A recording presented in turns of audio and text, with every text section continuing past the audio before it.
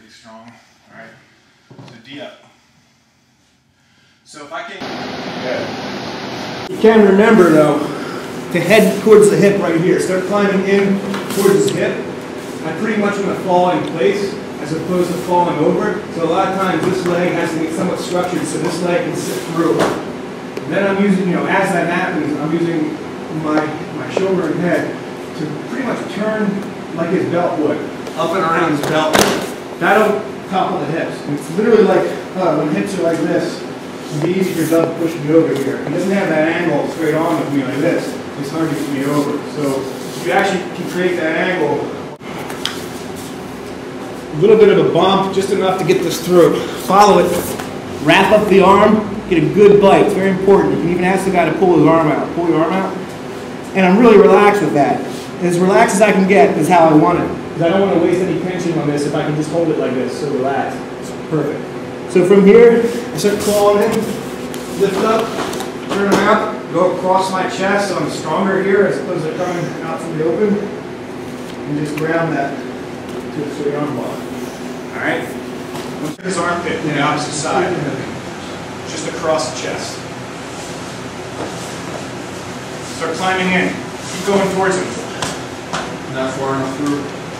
Yeah, I mean, like ultimately, like twist in. Like towards his hip is good. Ground that elbow though. Always pushing directly away from you to control the shoulder. So I'm here. I get to here like this, and a lot of times, see how heavy I am on this right side. Most of my body's out here. So sometimes, even when he's pulling his arm out or whatever, you follow that through. Look how I sit through the same way I did the other way. This time my left leg sits through, right? Just sitting in base. And then my head climbs up over the hip the same way. And I start turning in on his shoulder to shoulder, sandwich to the floor. Cup his forearm so he can't get out of the right angle. As opposed to like doing this or something. Just cup under it and then rotate your whole torso in on it. To sit through and your head rides my back. Right. Now the more you can pin this shoulder, the more stuck I'll be. Cup under the hand with your left, right, and then just push up and roll your torso. Tap, tap. Finish. There.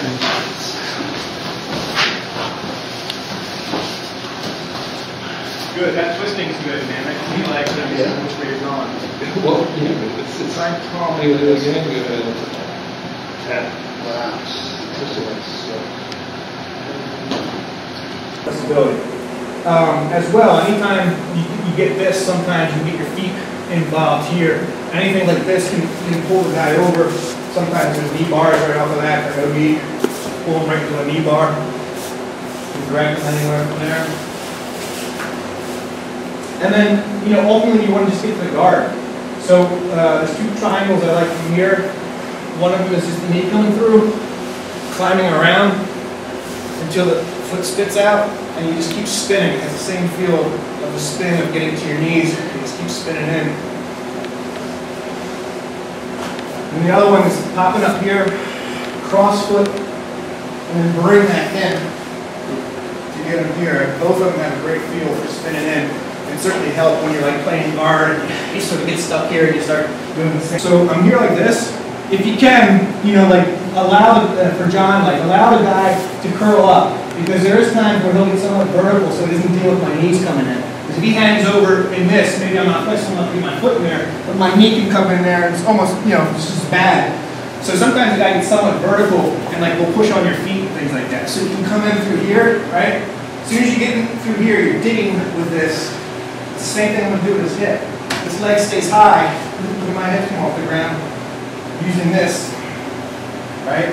Foot goes to the hip, and now I start sort of helping out. I need to break them down. So the head, I'm doing a checklist, I get the head and the arm where I want it.